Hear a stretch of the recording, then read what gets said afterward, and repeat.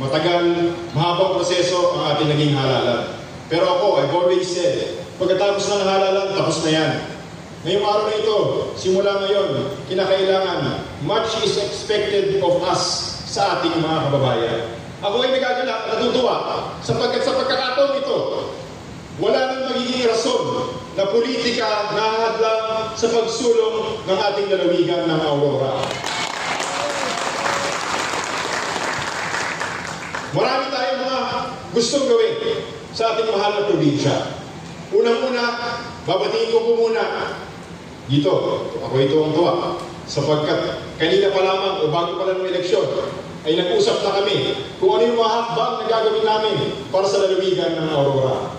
At aking mga kapwa-opisyal na narito mula sa 8 bayan sa lalawigan ng Aurora, mga kapitans at higit sa lahat ng mga nanonood sa kanilang mga tahanan, palakpakan po lang natin ang ating kasalukuyang gobernador ng lalawigan ng Aurora, Governor Reynante Amansec Tolentino.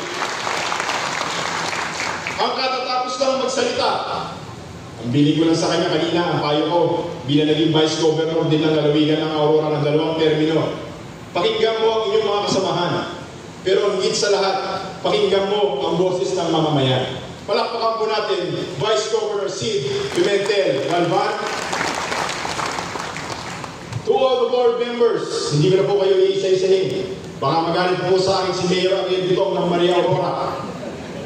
Sapagkat ang aking pakiusap lamang, total na dyan ako kay Governor, kay Vice Governor, at sa ating sangguniang bayan members, sangguniang panlalawigan members. Alam niyo po, pag iikot mo ang buong lalawigan ng Aurora, tama yung sabi ni Vice Gov Sid, yung infrastruktura, madali na po yan. Nasa stage na po tayo ng ating lalawigan na unti-unti ay nakakamit na po natin yung ating mga kinakailangan, mapabarangay, mapamunisipyo at sa lalawigan ng Aurora. Ginagawa ni Baler Airport. Para ito ay isang domestic airport. Hopefully, 1 or 2 years, it will be operational with the full terminal. Ang pangarap ko sa susunod naman, kung domestic ang Baler Airport, gusto ko magkaroon ng isang international airport sa bayan ng Kasiguran para sa 3 bayan na ito ay mag-cater sa buong lalawigan ng Aurora. At kasalukuyan mga kababayan, sa lahat ng pahinga sa ating mga kababayan, ang hiling ko sa mga bukal, ang aking pakiusap sa inyo, ang budget ng proposed budget ng ating Kapitolyo estimatedly for 2026 is roughly around 1.9 billion pesos. Malaki kung pakinggan mo, 1.9 billion pesos. Pero nanggaling na rin po ako dyan. Sa dami ng proyekto o programa na iyo kailangan gawin, ito ay hati-hatiin mo. Pero ito lang ang pakiusap ko sa inyo na sana, sang-ayon naman ang ating gobernador dito at ang vice-gobernador. Sana ang hiling ko, bago nyo lagyan ng ibang mga proyekto o pangangailangan ng ating taong bayan, ang aking pakiusap ay sana dagdagan natin ang pondo sa Aurora Memorial Hospital at sa 3 mga ospital na pangangailangan natin. Sapagkat ngayon, mamaya nga po, pagkatapos natin, makikipag-usap ako kay Governor, kay Vice Governor, sa 8 mayor at 8 vice mayors. Sapagkat bukas na bukas, gusto ko agad mag-download ako ng mga funds para kayo ay matulungan sa inyong mga bawat bayan. E nagpakiusap ka na sa sangguniang panlalawigan. Sabi ko nga, nanggaling ako dyan. Sana po, tuunan natin ang pansin. Yung mga pinaka-basic na pangangailangan ng ating mga kababayan na panggamot, pang-alcohol, dapat hindi nawawalan yan. Huwag kayong mag-alala. Tutulong din ako sa probinsya, magda-download din ako ng AX para mayroon kayong pantulong sa mga ating mga nangangailangan. At sa ating mga mayor at vice mayor at mga konsihal, alam niyo po, sabi ko nga sa inyo kanina, congratulations sa inyo. Pero ngayong araw na ito, pagkatapos ng ating hapagkainan mamaya, ay kinakailangan magtrabaho na tayo. Magtrabaho para saan? Para sa ating kapakanan ng ating mga kababayan. Alam niyo, sabi ko noon, simple lang naman ang ating pangarap. Ang ating lalawigan, 8 bayan lamang yan. Ang ating lalawigan, kung alam po ninyo, ay isang katumbas lamang ang populasyon sa isang barangay sa Quezon City. Pag hindi tayo nagtrabaho, hindi tayo papansinin ng national government, pag hindi tayo humingi ng additional funds, hindi po darating yan. Sapagkat alam po ninyo at alam ko at alam ng taong bayan na ang pondo ng bawat munisipyo o kapitolyo ay hindi sasapat para sa pangangailangan ng ating mga kababayan. Kaya ako natutuwa ngayong araw na ito sapagkat sabi ko nga sa inyo, wala nang hadlang sa politika. Ngayon, pwede tayo, nakasama natin ang lahat ng mayor at vice mayor, ang Kapitolyo, para maipakita natin sa taong bayan kung ano dapat ang pagsisilbi sa ating mga kababayan. At ang aming pakiusap sa aking kapwa mga opisyales, sana po, huwag tayo mamimili kung sino ang tutulungan natin. Basta ito ay kababayan natin, tulungan dapat natin. Sa ating mga kapitans, mayors, vice mayors, lahat naman ng mga proyekto natin ay halos matatapos na. Yung Baler San Luis Dingalan Road, tutuloy-tuloy po natin yan. Sa isang araw, nandun ako sa Dingalan, pari-inaugurate natin yung ating napakagandang pangalawang convention center sa lalawigan ng Aurora, sa Dingalan, Aurora. At naman sa Digadi area naman, ako yung humihingi ng paumanhin sapagkat sa ating mga kababayan na nakikinig ngayong araw na ito, alam ko ang daing ninyo na ang kuryente sa Digadi area ay patay sindi at walang normal power supply. Pamanhin, sapagkat noong 2023 pa lamang, ito po ay nailagyan natin ng pondo para makonect sa national grid ang ating Digadi area. At kanina lamang, binarita sa akin ng Aurelco na kahapon ay nakatap na sa national grid ang ating substation sa Bian 1 at kasalukuyang iniikot nila ang buong Digadi area para maging stable ang kuryente sa wakas sa ating Digadi area doon sa Dililangan, Kasiguran at Dilasag. At ngayon mga kababayan, ako'y magbibigay special mention sa aking mga kasamahan sa laban ng demokratikong Pilipino. Sa mga mayors, vice mayors, kapitans, volunteers, sa aking mga leaders hanggang ibaba sa bawat barangay. Alam kong marami tayong tinrabaho para manalo natin ang ating mga kandidato. Kaya't sa ating mga elected officials, much is expected of us. Hindi lang pwedeng papagihan. Hindi lang pwedeng magaling ka lang mag-post sa social media o marami kang likes. Sa akin, sabi nga ni Sid, kung may naninira sa'yo, imagine mo sa akin. Pero hindi ko pinapansin yan. Bakit? Kasi lalo pa akong sumisikat eh. Ibig ka bawat eleksyon, tumataas pa ang boto ko. Sapagkat hindi mo pwedeng lokohin ng botante. Alam niyan kung sino nagtatrabaho at alam niyan kung sino ang puro salita lamang. Pero tapos na yan, aking mga kababayan. Sapagkat sabi ko nga sa inyo, simple lang naman ang pangarap ko sa lalawigan ng Aurora. Tayo ay napakaliit, pero nakita naman po ninyo, saksing buhay kayo. Kahit sinong politiko ang pumunta sa lalawigan ng Aurora, nagugulat sa lalaki o ganda ng infrastruktura natin. Ang tanong agad nila, saan nyo kinukuha ang mga proyekto nyo? Saan nyo kinukuha ang ating mga programa? Sabi ko, simple lang naman. Kailangan maglabi ka sa inyong mga nakatataas sa inyo para ito ay dadagdagan natin at susunod-sunurin natin. Alam ko maraming problema. Si Mayor Ariel lang kanina, nilagyan ko na ng pondo yung kanyang Maria Aurora ng 50 million, kulang pa daw. Pero huwag ka mag-alala, Mayor, madali lang yung ganyan. Lahat ng munisipyo, halos by the time, by next year, bago na lahat po yan. Yung sa kuya ko na lang, nagre-reklamo na rin. Kasi bago pa yung munisipyo mo, pero i-renovate natin yan para lahat ng munisipyo ay ating maganda at para maganda. Pero mga kababayan, hindi ko nahabaan masyado, but I would like to point this out. Alam nyo,